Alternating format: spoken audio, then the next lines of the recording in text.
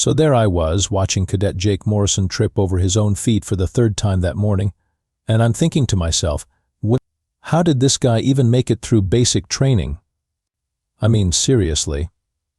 The kid couldn't walk across a flat surface without somehow finding the one invisible obstacle in his path. Jake Morrison. Human. Species designation recently discovered, seemingly harmless, oddly enthusiastic about everything. The kind of guy who'd apologize to a door after walking into it. And trust me, he'd done that. Twice, this week. The Galactic Defense Academy had been accepting human cadets for exactly 6 months now, ever since first contact with Earth. The brass figured, hey, these humans seem nice enough.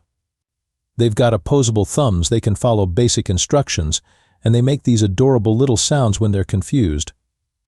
Plus, their psychological profiles showed remarkable adaptability and something the xenobiologists called persistent optimism, which, in military terms, translates to too stupid to know when they should be scared. Jake shared quarters with Vexthalar Crimson Scale, because apparently the housing committee thought it would be hilarious to pair the most harmless species in the galaxy with one of the most notoriously aggressive. Vex was a Zephyrian, standing 7 feet tall with scales that literally changed color based on his mood. Right now, they were cycling through irritated purple as he watched Jake attempt to put on his combat boots. Morrison, Vex growled, his voice like rocks grinding together. It has been 14 minutes. They are boots. You put foot in boot. How is this difficult? Jake looked up with that goofy smile of his, the one that made him look like he'd just discovered puppies existed. Sorry, Vex.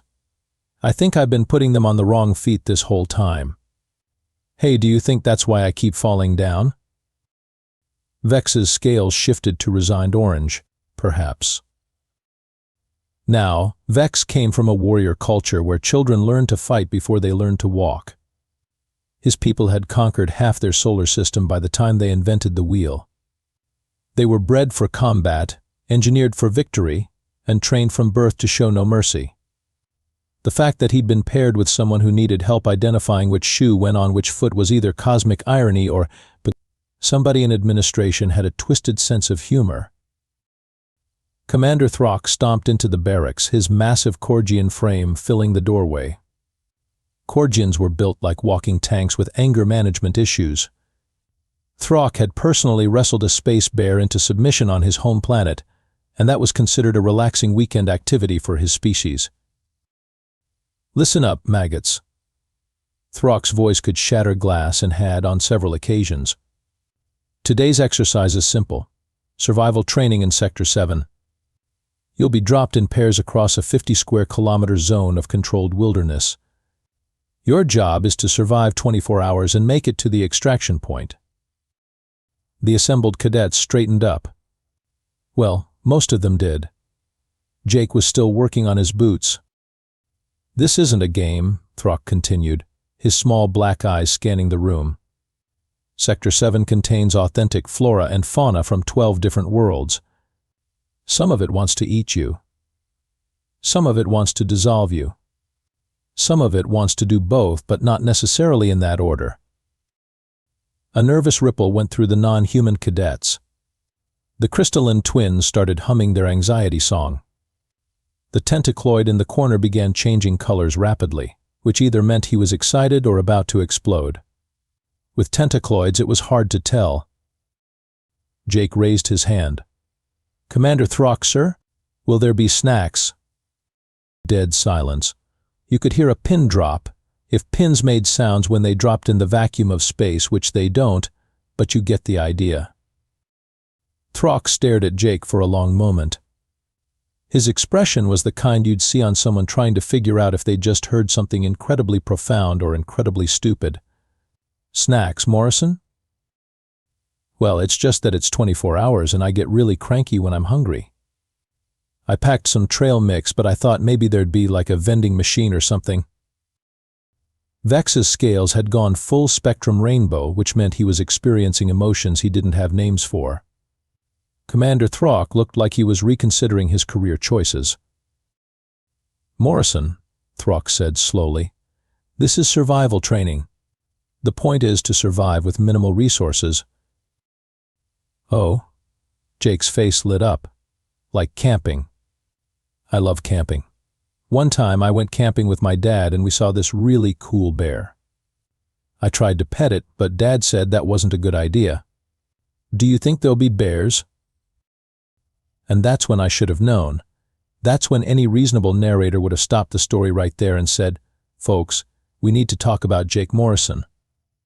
But hindsight is 20/20, and foresight is apparently not my strong suit. All right, move out. Throck barked. Transport leaves in 10 minutes. And Morrison? Yes, sir. Try not to die. The paperwork is a nightmare. Jake beamed like Throck had just given him a medal. Thank you, sir. I'll do my best.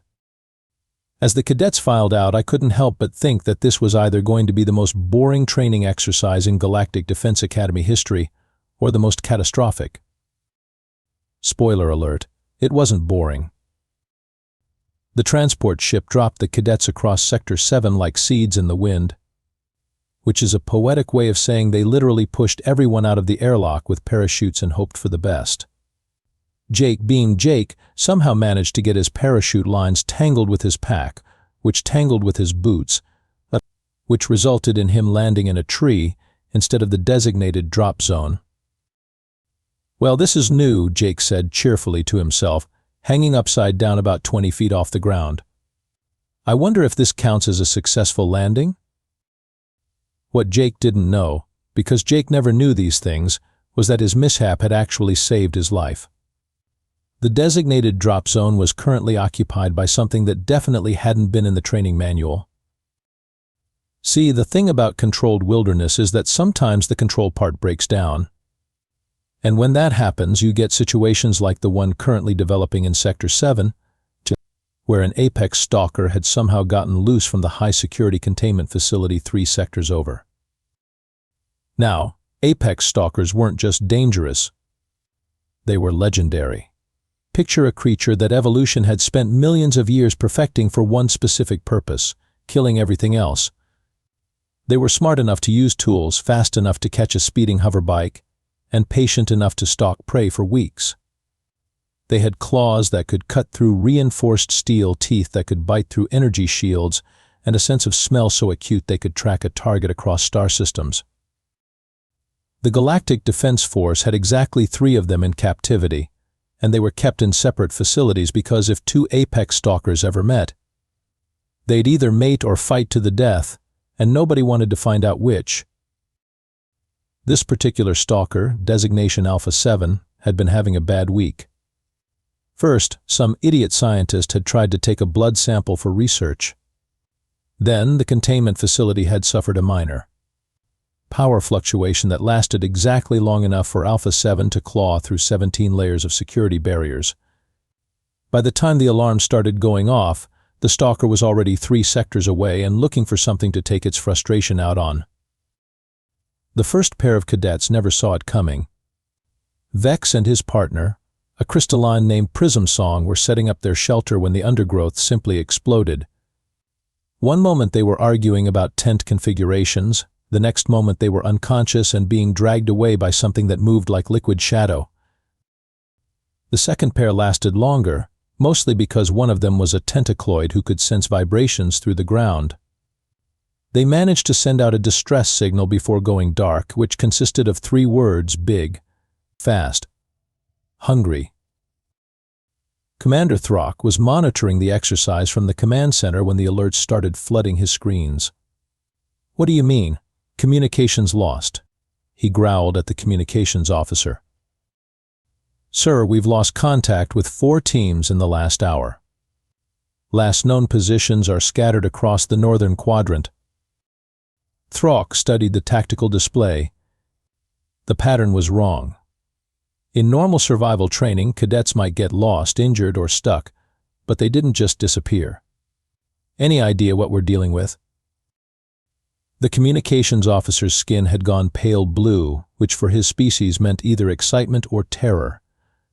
Sir, I'm reading massive disruption patterns across the ecosystem. Whatever's out there, the local wildlife is running from it. Running from what? Before the officer could answer, another alert flashed on the screen. Team 7, gone. Team 12, gone. Team 3, status unknown. Sir, a new voice called from across the command center. I'm getting readings from the automated sensors. There's something big moving through Sector 7 and it's moving fast. Throck pulled up the sensor data and felt his blood turn cold. The heat signature was massive, the movement pattern was predatory, and the energy readings were off the charts.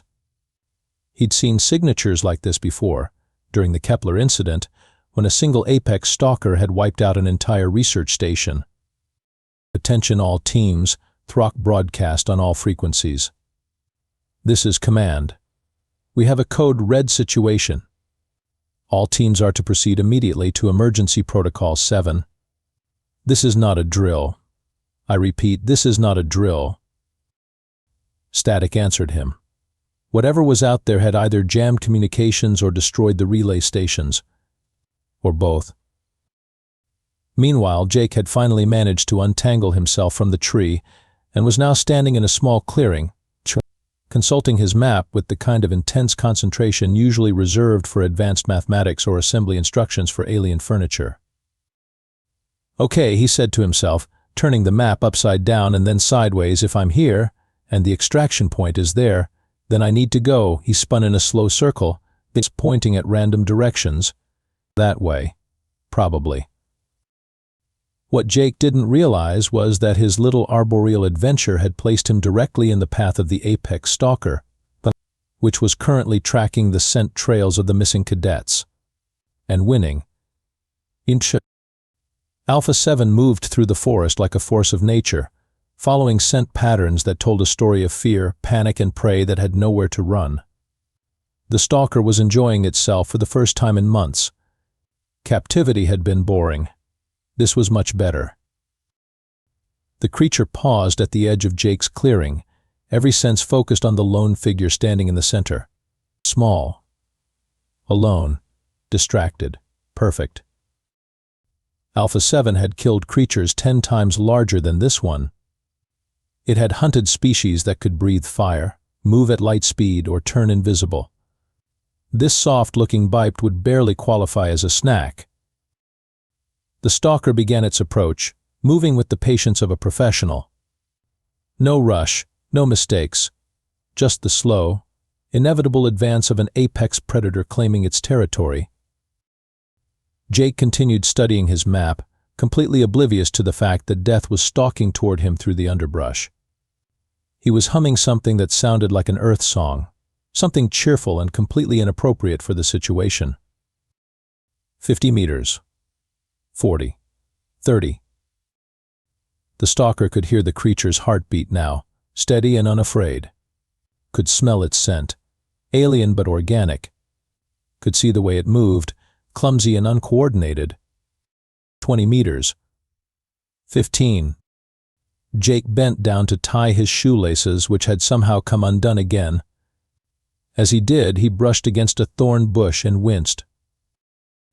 Oh. Stupid thorns, he muttered, examining the small cut on his finger. A single drop of red blood welled up on his skin. 10 meters. Meters. Alpha 7 caught the scent and stopped dead in its tracks. That smell. That impossible, terrifying, nightmare-inducing smell. The stalker's entire body went rigid with primal horror. Every instinct, every evolved response, every genetic memory passed down through millions of years of evolution screamed the same message. Run. Me. Now here's where things get interesting. See, Alpha 7 had been around the galaxy a few times. It had hunted on 100 different worlds, faced creatures that would make your average nightmare wake up screaming, and had never, not once, encountered anything that made it want to run away. Until now. Yeah. The scent of human blood triggered something deep in the stalker's genetic memory, something that predated space travel, predated civilization, predated pretty much everything except the fundamental concept of things that will absolutely ruin your day if you mess with them. Alpha 7 took one step backward, then another. Its predatory instincts were having a full-scale argument with its survival instincts, and survival was winning by a landslide. Jake, meanwhile, had finished tying his shoes and was now sucking on his injured finger like that would somehow make the tiny cut stop stinging. Maybe I should have brought band-aids, he mused, completely unaware that the most dangerous predator in known space was currently having an existential crisis about 10 feet away from him. The stalker tried to rationalize what it was experiencing. Maybe the scent was wrong. Maybe this creature wasn't what it smelled like. Maybe if it just attacked really quickly, it could kill the thing before. But no, every fiber of the stalker's being was screaming warnings. This wasn't just danger. This was extinction-level threat. This was the kind of creature that other apex predators told scary stories about around the campfire. Jake pulled his finger out of his mouth and examined the cut. Well, that's not too bad. Dad always said a little dirt never hurt anybody. He wiped his hands on his uniform and picked up his pack. Now, which way was I supposed to go again? He started walking directly toward the stalker's hiding spot. Alpha 7 made a sound that would have been embarrassing if anyone had been around to hear it. It was somewhere between a whimper and a plea for mercy, which was remarkable considering that apex stalkers didn't actually have vocal cords designed for either. The creature began backing away, step by careful step, trying to put as much distance as possible between itself and the approaching nightmare. Every movement was calculated to avoid making noise, avoid drawing attention, avoid doing anything that might make the human notice it was there. Hello there. The stalker froze.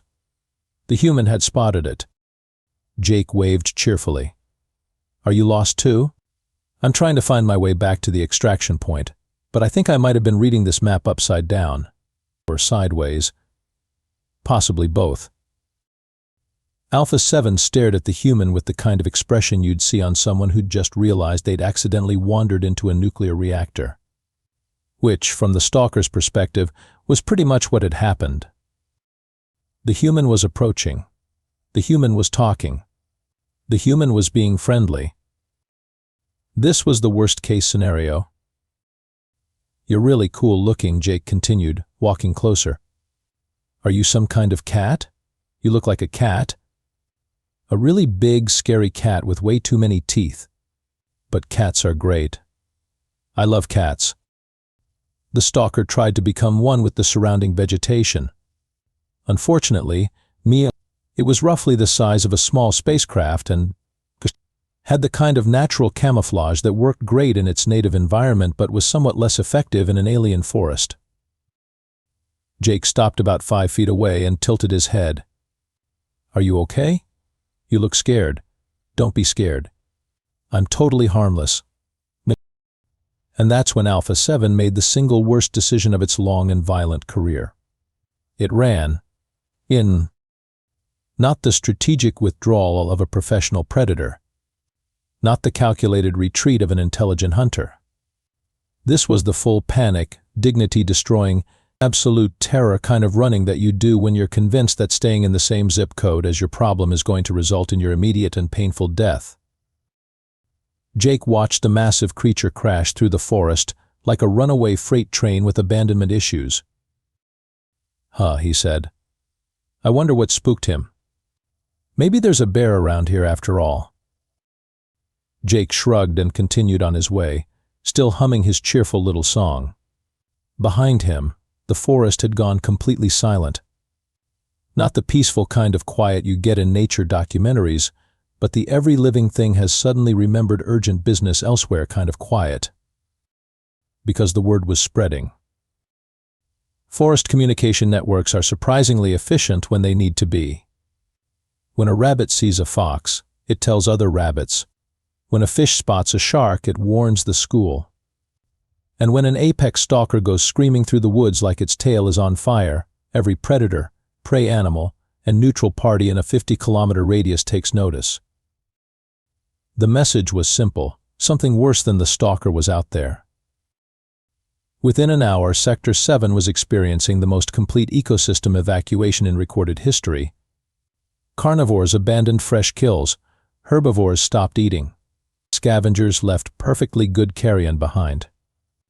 Even the plants seemed to be trying to pack up and leave, which was biologically impossible but psychologically understandable.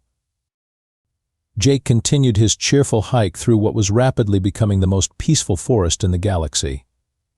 He stopped to admire the flowers, tried to pet a small creature that immediately fainted upon seeing him, and shared his trail mix with a tree that he was pretty sure had been trying to communicate with him. "This is nice," he said to himself. "Usually the woods are full of scary noises and things trying to eat you. This is much better." Meanwhile, Alpha 7 was halfway to the next sector and showing no signs of slowing down. The stalker's panic-induced sprint had been impressive enough to register on seismic monitors, and its terrified roars were causing atmospheric disturbances that would probably show up in next week's weather reports. Other creatures were beginning to follow the stalker's example. A pack of shadow maws, creatures that feared nothing and ate everything, caught Jake's scent on the wind and immediately filed a formal petition to relocate to a different planet. A colony of razor wasps, insects with attitudes so bad they were classified as a controlled substance, simply died rather than risk encountering whatever had made the apex stalker run away. Jake stopped for lunch in a clearing that had, until recently, been home to approximately 300 different species of predator, prey, and everything in between. Now it was just him, a sandwich, and the kind of perfect silence that usually only existed in expensive meditation retreats. "This is the best survival training ever," he said, taking a bite of his sandwich. "I should probably send a thank you note to Commander Throck." Somewhere in the distance, something that might have been Alpha 7 let out a mournful howl that sounded like it was apologizing to the universe for everything it had ever done wrong. Jake smiled and waved in the direction of the sound. "You're welcome, buddy." By the time Commander Throck launched the rescue operation, Sector 7 had become the galactic equivalent of a ghost town. The emergency response team dropped into what should have been a dangerous wilderness zone and instead found themselves in something that looked like a nature preserve during off-season. "Sir," reported Lieutenant Buzzwing, a crystalline officer whose natural form shifted colors based on confusion levels. Right now, he was cycling through the entire visible spectrum. "I'm not reading any hostile life signs. Actually, I'm not reading much of anything." Throck studied the scanner readings with the expression of someone trying to solve a puzzle written in a language that didn't exist yet. "What do you mean, not much of anything?" "Well, sir, according to these readings, we're in the middle of what used to be one of the most biodiverse zones in the sector. Current lifeform count is 1. 1 what?" "1 human, sir. Designation Morrison Jake. Current status appears to be having a picnic?" Throck grabbed the scanner and stared at the display. Sure enough, there was Jake's biosignature, sitting peacefully in the center of what the environmental sensors were describing as an ecological dead zone with trace amounts of lingering terror. "Where is everything else?" Lieutenant Buzzwing consulted his instruments. "Gone, sir. The automated monitoring stations show a massive migration pattern starting approximately 6 hours ago. Every recorded species in the sector appears to have left simultaneously." "That's impossible. Mass migrations don't happen that fast." "Sir, with respect, the data suggests that this wasn't so much a migration as it was a panic-induced evacuation. The movement patterns indicate that creatures were abandoning food sources, nesting sites, and territory boundaries. But some species appear to have left the planet entirely." Throck was quiet for a long moment. In his military career, he'd seen a lot of things that didn't make sense. Alien artifact malfunctions, space-time anomalies, civilizations that had invented faster-than-light travel but somehow never figured out how to open jars. But this was new. "Any sign of the other cadets?" "Negative, sir. However, I am detecting some unusual readings from the northern quadrant. Large heat signature. moving at high speed away from Cadet Morrison's position. Define large. Approximately the size and thermal output of an apex stalker, sir. Throck felt something cold settle in his stomach. Please tell me you didn't just say what I think you said. I'm afraid I did, sir. The signature matches Alpha 7, the specimen that escaped from the Kepler facility last week. The command team stared at their instruments in the kind of silence that usually preceded either a brilliant revelation or a complete mental breakdown. Let me get this straight, Throck said slowly. An apex stalker, one of the most dangerous predators in known space, is currently running away from Jake Morrison. That appears to be correct, sir. Jake Morrison, the cadet who got lost in the barracks last week. The same, sir. No. The one who asked if he could bring a nightlight to basic training. I believe he called it a sleep-facilitating illumination device, sir, but yes. Throck looked at the scanner data again, hoping it would somehow make more sense the second time. It didn't. Sir, Lieutenant Buzzwing ventured, I'm also detecting what appears to be a mass exodus from the neighboring sectors. The migration pattern is radiating outward from Morrison's position like a shock wave. How far? What? Current estimates suggest the panic zone extends approximately 200 kilometers in all directions. And growing. Throck sat down heavily in his command chair. In the distance they could hear something that sounded like an apex stalker crying, which was impossible because apex stalkers didn't have tear ducts. They also didn't cry, run away from anything, or make sounds that could be described as whimpering. But apparently today was full of impossible things. Sir, came another voice from the communications station. I'm receiving reports from other sectors. Multiple facilities are reporting unusual behavior among contained predator species. Several are requesting immediate transfer to facilities further away from our current position. How much further? The Andromeda Galaxy has been mentioned, sir. Throck rubbed his temples. Get me a direct line to High Command. And somebody find Morrison before he accidentally depopulates the entire sector. The rescue team spread out across the eerily quiet forest, following Jake's trail through what had recently been a thriving ecosystem and was now more like a monument to the concept of running away really, really fast. They found evidence of the great evacuation everywhere. Abandoned nests still warm with eggs, half-eaten prey left to rot. Territorial markings that seemed to have been covered over with what could only be described as apology symbols. This is unprecedented, muttered Dr. Fleem, the team xenobiologist. I've never seen anything like this. The entire food chain just left. Left to go where? Asked Lieutenant Buzzwing. Anywhere that isn't here, apparently. They followed Jake's trail for another hour, finding increasingly bizarre evidence of his passage. Flowers that appeared to have been planted in formations spelling out "Please No." A small lake where all the fish had apparently beached themselves rather than risk sharing water with whatever had walked by. A family of thorn beasts that had built what looked like a shrine out of bones and was making offerings to it. Finally, they crested a ridge and looked down into a peaceful valley where Jake Morrison was sitting by a small stream, washing his socks and humming what sounded like a lullaby. There he is, said Throck, looking perfectly normal. Sir, said Lieutenant Buzzwing, I hate to point this out, but normal is relative. According to our instruments, Cadet Morrison has somehow managed to create a terror-free zone in the middle of what was previously one of the most dangerous environments in the sector. How does someone accidentally create a terror-free zone? I don't know, sir. But I'm beginning to suspect we might want to ask someone who knows more about humans than we do. In the distance, they could still hear the apex stalker's mournful cries, now accompanied by what sounded like several other large predators that had apparently decided to form a support group. Jake waved cheerfully when he spotted the rescue team. Hi, Commander Throck. Am I late? I found this really nice spot to do some laundry. The local wildlife has been super respectful of my privacy." Throck looked around at the unnaturally peaceful forest, then back at Jake, then at his instruments, then at Jake again. "Morrison," he said finally, "we need to have a talk." The debriefing room at Galactic Defense Academy had seen a lot of strange conversations over the years.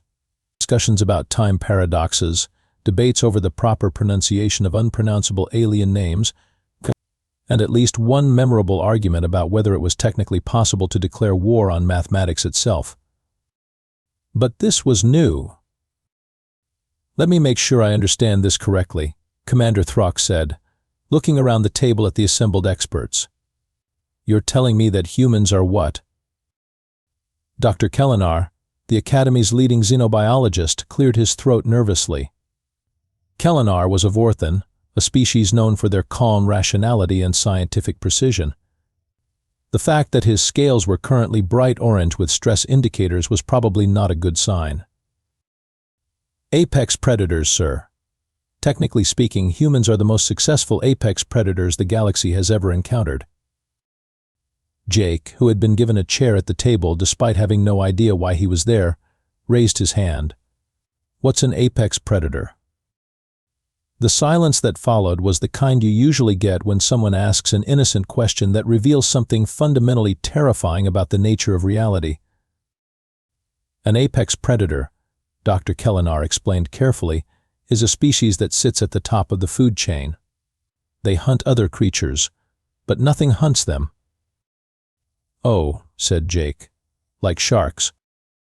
"Yes, like sharks. Except sharks only dominate their local aquatic environment.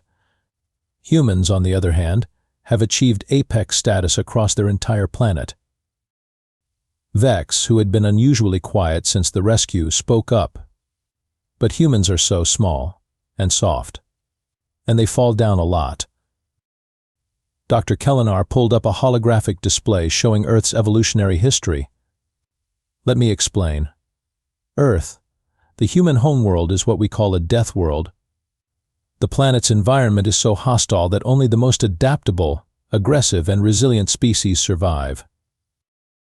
The display showed various Earth creatures: lions, sharks, bears, crocodiles, spiders, snakes. Now, observe what happened to these apex predators after humans evolved. The display shifted to show humans with spears, humans with fire, humans with tools, humans building cities where dangerous animals used to live. Humans didn't just compete with apex predators, Dr. Kellenar continued. They systematically outcompeted every single one. They took over the territory of creatures 10 times their size and 100 times more naturally armed. Jake was studying the display with the kind of intense concentration he usually reserved for trying to figure out how to work the coffee machine. "Hey, that looks like the zoo back home." "Zoo?" asked Commander Throck. "Yeah, it's this place where we keep dangerous animals so people can look at them safely. We've got lions and tigers and bears and all sorts of cool stuff." Dead silence. "You keep apex predators as entertainment?" Dr. Kellenar's voice had gone up about an octave. "Well, yeah. I mean, they're dangerous in the wild, but we've got good fences and trained professionals and stuff. Oh, and there's this one place where you can actually pet some of the smaller ones." Vex's scales had gone completely white, which for Zephyrians indicated a mental state somewhere between existential crisis and need to lie down for a while. Dr. Kellenar continued his presentation, though his hands were now shaking slightly. "This brings us to the core issue. Humans evolved in an environment where everything was trying to kill them. They survived by becoming better killers than anything else on their planet." "But Jake doesn't seem very dangerous," Lieutenant Buzzwing pointed out. "That's the terrifying part," Dr. Kellenar replied. "Humans have become so successful at being apex predators that they don't even realize they're doing it anymore. They've domesticated their entire planet to the point where being a deadly killer is just normal everyday behavior for them." The display shifted to show Jake's biological readings from the forest exercise. Notice how Morrison's stress levels remained completely normal throughout his encounter with the apex stalker. His heart rate was steady, his breathing was regular, and his brain activity showed patterns consistent with someone enjoying a pleasant nature walk. "Well, yeah," Jake said. "It was nice. Quiet, peaceful, good weather. What's not to like?" "Morrison," Commander Throck said slowly, "you were being hunted by one of the most dangerous creatures in the galaxy." Jake blinked. "I was? The big cat thing you tried to pet? That was an apex stalker. It had already killed or captured 6 other cadets." "Oh wow, really? It seemed so scared, though. I felt bad for it." Dr. Kellenar leaned forward. "Morrison, can you tell us about some of the animals on your home planet?" "Sure. We've got lots of cool ones. There are these big cats called lions that hunt in packs and can take down animals way bigger than they are. And sharks that can smell blood from miles away. Oh, and bears. Bears are awesome. They're like big furry tanks with teeth." "And you coexist with these creatures?" "Well, we don't exactly coexist. I mean, we kind of took over most of their territory and put them in preserves and stuff. But they're still around. We make sure of that." "You preserve apex predators?" "Of course. They're important for the ecosystem. Plus, they're really cool to watch." Vex made a sound like air escaping from a punctured balloon. "You keep the galaxy's most dangerous predators as pets in nature documentaries." "Some of them, yeah. Oh, and we've got these things called spiders that inject venom into their prey, and then eat them alive from the inside.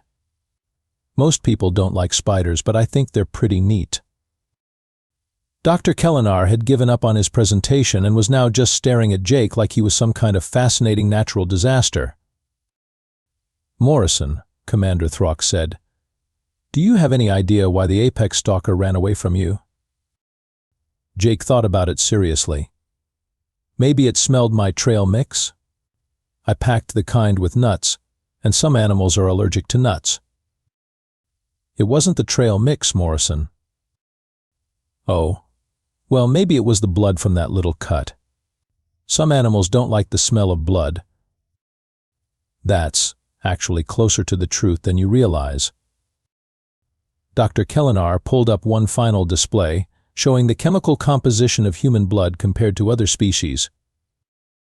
Human blood contains trace compounds that are the byproduct of an evolutionary arms race with some of the most toxic and dangerous organisms on Earth, to most galactic species. The scent of human blood is like a chemical warning sign that says this creature has survived things that would kill you instantly. "Huh," said Jake.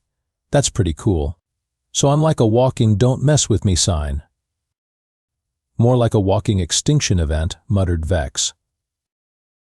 "Morrison," Commander Throck said, "I need you to understand something. From the perspective of every other species in this room, humans are the most terrifying predators in the galaxy. The fact that you don't realize it is what makes you even more terrifying." Jake considered this seriously. "So what you're saying is, I'm accidentally scary?" "Very accidentally scary." "And that's why all the animals ran away?" "That's why all the animals ran away." Jake nodded thoughtfully. "Okay, so should I, apologize to them or something?" The room went quiet again. Finally, Dr. Kellenar spoke up. "Morrison, I don't think they're ready for an apology yet." Outside, in the distance, they could still hear Alpha 7 crying. 3 weeks later, Jake Morrison had officially become the most famous cadet in Galactic Defense Academy history, though he still wasn't entirely sure why. The administration had made some changes to his training schedule. Instead of group exercises, Jake now participated in what Commander Throck diplomatically called specialized solo missions. These missions typically involved Jake being dropped off in various hostile environments with instructions to just be yourself and try not to accidentally conquer anything.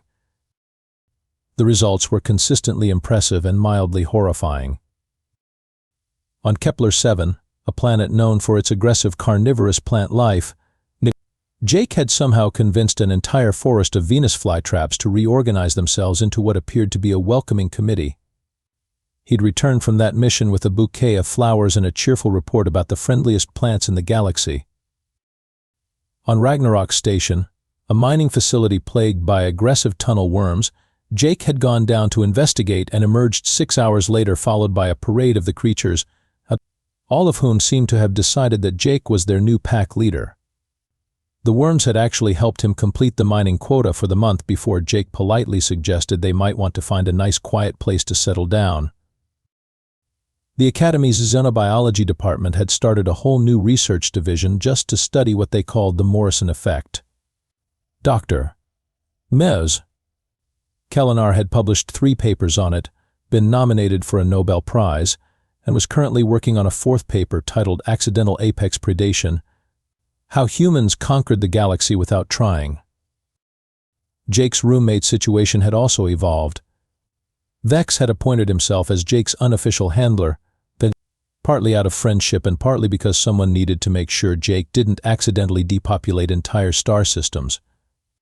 Vex had also started a support group for alien species who'd had encounters with humans. It met on Thursdays and served surprisingly good coffee. "Morrison," Vex said one morning, watching Jake attempt to put on his uniform inside out, "I have been thinking." "That's good, Vex. Thinking is important. Why do you think your species is so effective at being terrifying?" Jake paused in his struggle with his shirt. "Are we terrifying? I mean, we're just people." "Yes, but you are people who evolved on a planet that was actively trying to kill you for millions of years." "Well, when you put it like that, I guess we did get pretty good at not dying." "Morrison, your species didn't just get good at not dying. You got so good at not dying that you made everything else afraid of dying near you."